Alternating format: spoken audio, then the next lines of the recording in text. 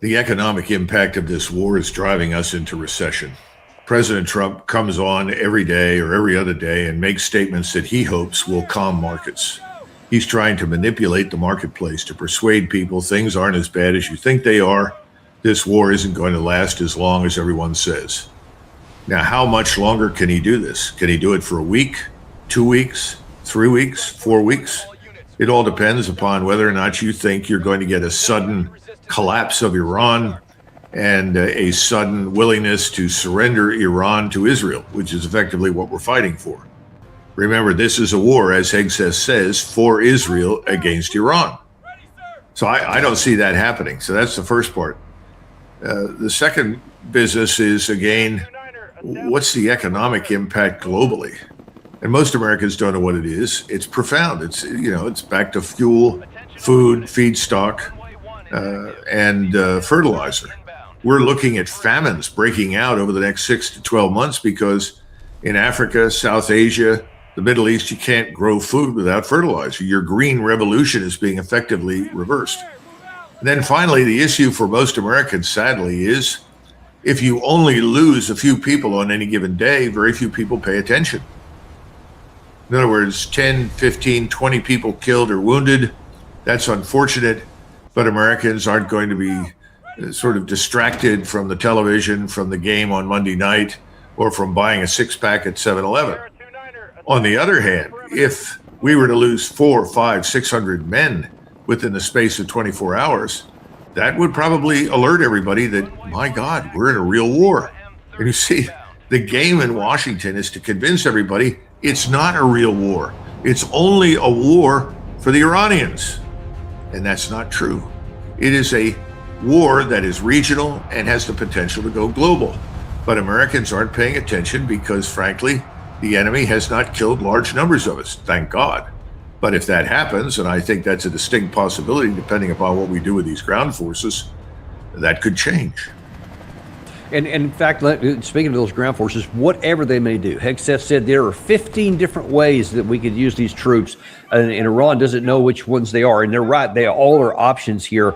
But it almost doesn't matter what they are, whether it's Karg Island, whether it's Kashim Island, some of these other smaller ones actually in the Strait. Bandar Abbas is used to have heard it recently. It's been in the news also. And then even some ground operations up in the Kurdistan area on the Iranian side of that border.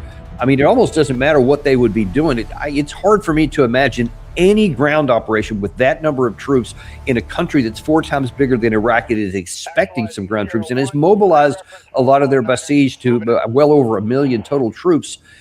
Is there any kind of plausible plan that would reap some sort of benefit for the commensurate with the cost we would likely lose in blood? It seems unlikely to me. It's sort of sending people with jackhammers to the Rock of Gibraltar and say, we want you to remove this rock over the next 24 to 36 hours. So 1,000 jackhammers start working on the Rock of Gibraltar. How's that going to turn out? It's not going to make a dent. Rock of Gibraltar is not falling. It's not going to move.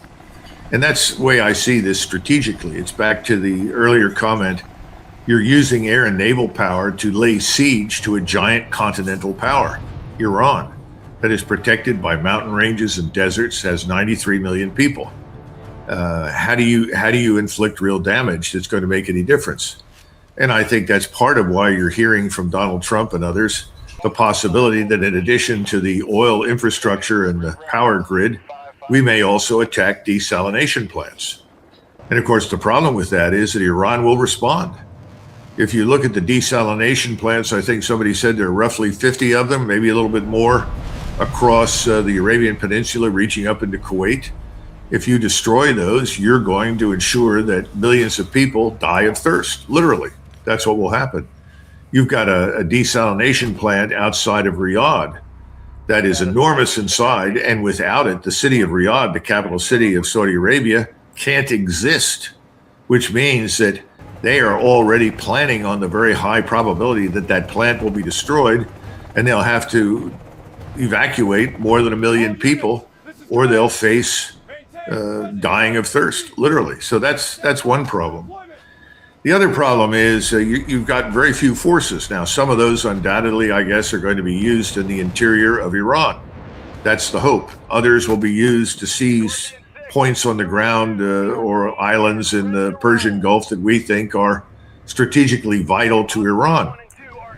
Well, there's a problem with these assumptions as well.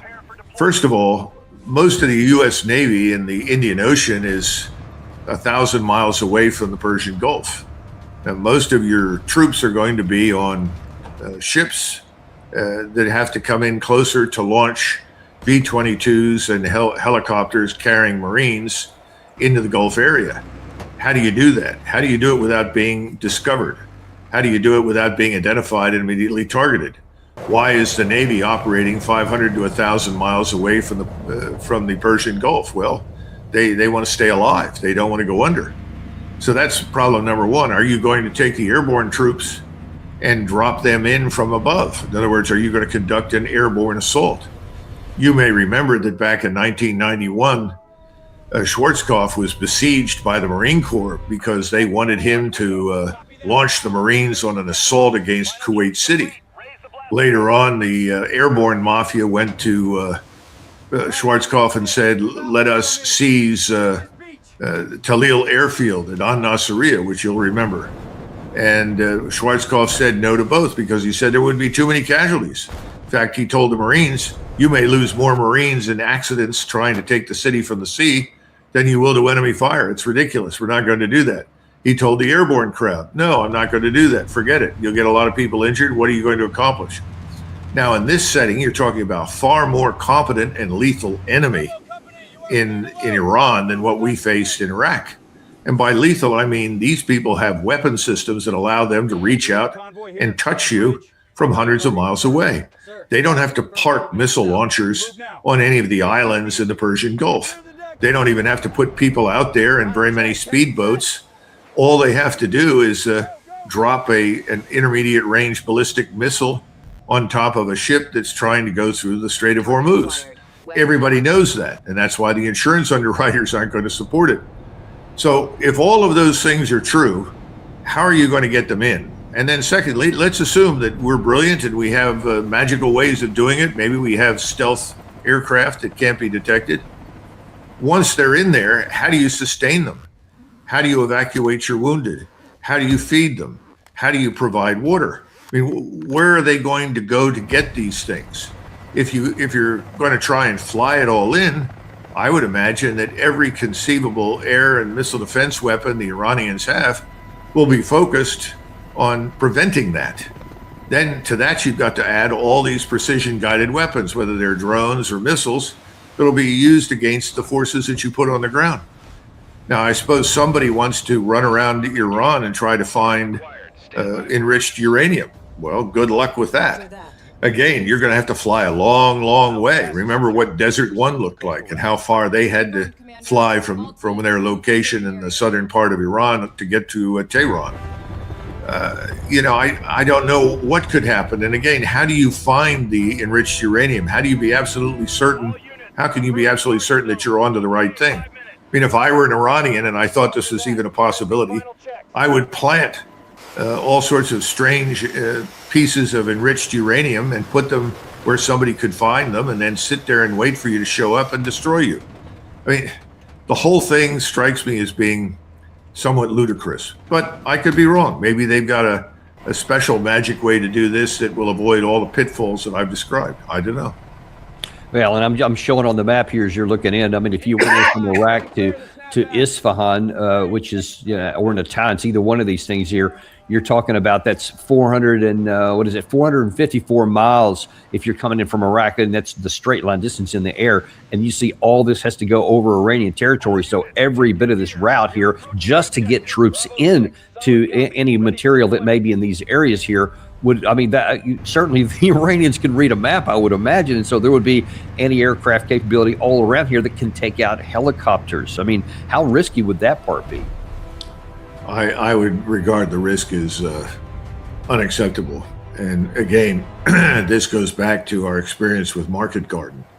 You put enough paratroopers or Marines far enough ahead of you and away from you that you can't adequately protect them and reach them. what happens? They get killed or they're taken prisoner. So I think all these things have to be taken into account. I hope that is in fact what's happening. See, the problem again is this tendency to underestimate the Iranians. I think we've done that from the beginning. I think it's a serious mistake to do that now. And I want to go back to something you said just a second ago, because that was also addressed at this press conference this morning. You referred to what President Trump said in his ultimatum on March the 30th here. That's yesterday.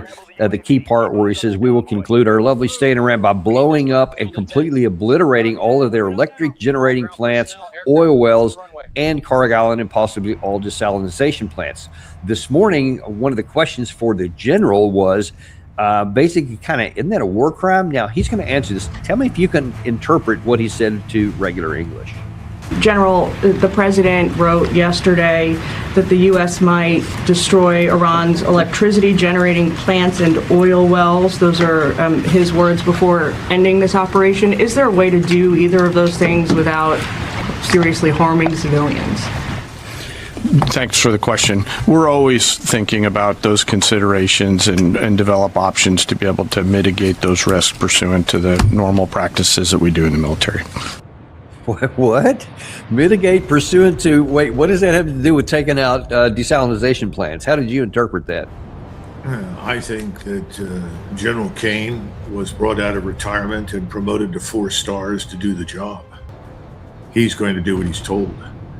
And from his vantage point as an airman, he and the community of airmen in the Air Force, and probably to a lesser extent in the Navy, but nevertheless as airmen, see this as a brilliant opportunity to validate air power's ability to effectively, quote unquote, win wars. I mean, we've been down this road so many times, we can't even begin to, count them all. So my view is that I think he's aware of that, but he's also going to go back to the things that we did during the Second World War and the things we did in Vietnam. We killed 2 million Vietnamese. How many of those were combatants? Did anyone care? I mean, as war goes on, the logic of violence takes over. And if you can't win one way, then you turn to another. The problem for this approach is that if we destroy desalination plants, if we go forward with this plan to utterly eradicate oil infrastructure, then the Iranians have the ability to target and destroy all of the desalination plants in the Persian Gulf region on the Arabian side. And the last time I looked, there were somewhere between 50 and 57 plants. This would mean that millions of people will die of thirst. That's what it means. And that's setting aside, the fact that we're doing enormous damage to the rest of the world in terms of its ability to grow food because of the fertilizer issue and other critical minerals and chemicals that we can't really live without. So, I think he was telling you, fine, we recognize that, and we'll do whatever we're supposed to do to win this war. Yeah, that's kind of how I viewed it too, because he certainly didn't repudiate that. But let me just kind of ask you, we have, especially after World War II, most around the world on all sides said, we need to come up with, updated Geneva Conventions and the law of land warfare and things that everybody's, sort of fight fair. You can fight viciously, but you have to fight within these rules, et cetera. And for a long time, at least, people gave them rhetorical support. But now then, it seems to me that that those are basically just dead letters, if ever they were anything here. And some of the things that President Trump mentioned on there are just categorically the violations of the laws of warfare, where you punish a population, even things that have no military utility. Can we safely conclude that that no one cares about the law of warfare anymore, and that there are no war crimes in practice? Remember, as Secretary Higgs has said quite recently, this is a war for Israel against Iran.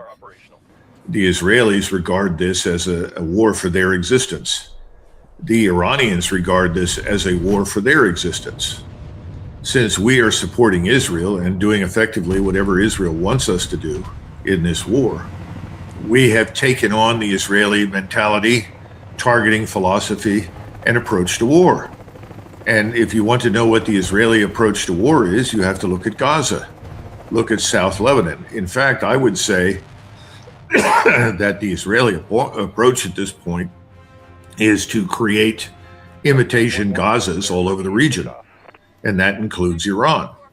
If Iran can be turned into a Gaza or subjected to Gazification, and that's the price of victory, that's acceptable to the Israelis. That's acceptable to their lobby in the United States and to the Zionist billionaires who are pressuring Trump to fight this war. Now, I would hope that we have somebody left in Washington with some degree of character and backbone to stand up and say, look, this is not an existential war for us. And to be blunt, we've already done more than we should have done. And if this is not enough, so be it. But we should cease fire because the larger global implications are horrifying, as I tried to point out at the beginning. Now, let me ask you on the morality of war, because you can argue, certainly with a lot of facts, that at the state level, nobody seems to really care about any kind of laws of war. Certainly nobody's going to hold us accountable either inside or outside of our government. But about the troops, I remember my first combat experience was under you and several others in Desert Storm. And in the preparation for us to go, even from Saudi Arabia, before we launched into fighting the Iraqi divisions, you guys told us, our leaders, that there's the law of war we have to follow.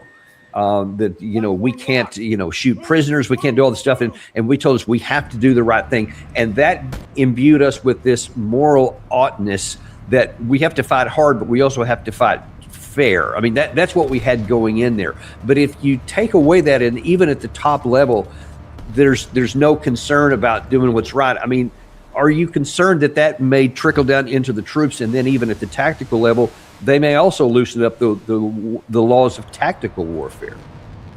Well, in every war that lasts for longer than a few weeks, you end up dehumanizing your opponent. We demonize the opponent in any case before we go in, and you can listen to President Trump reading from Netanyahu talking points about how terrible Iran is. And unfortunately, lots of people in the United States have ingested this garbage, and they repeat it ad nauseum. As I try to tell people, Iran has changed quite a bit in the last 47 years. It is by no means the same state or the same society that it was 47 years ago. But nobody wants to go there. Instead, you've thoroughly demonized the opponent. When you demonize the opponent, you end up dehumanizing them, particularly when you go into action.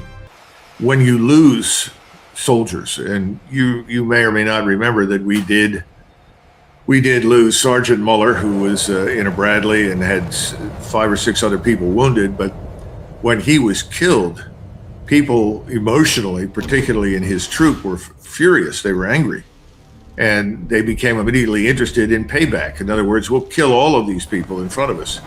And I had to deal with that, in February 26, with officers as well, who did not want to stop killing. They wanted to continue killing when it was perfectly obvious to me, since we couldn't move, we were restricted from moving, that we had no choice but to stop firing and allow whoever was still out there to live.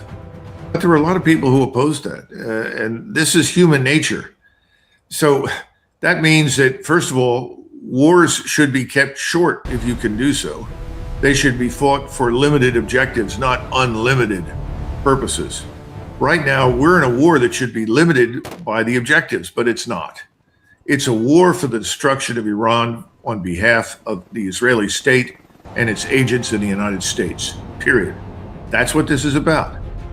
The average American doesn't completely grasp that, but more and more Americans are figuring it out. But again, unless you get a lot of Americans killed, no one's going to pay much attention. And so the objective is to, whatever you do, don't take heavy casualties. And remember, this is the myth of air power. It's sort of sex without consequences. Yeah, go in, bomb, nobody can touch us, and we get away free. Well, that hasn't worked that well this time around, and I think it's not going to work well in the future. I think more and more our manned aircraft are going to be vulnerable. But having said all of that, for the moment, we're still believers in this myth. And as long as that is preserved, we're going to continue to do stupid things. And that includes this war, which doesn't need to be fought, never needed to be fought, certainly not by us under any circumstances.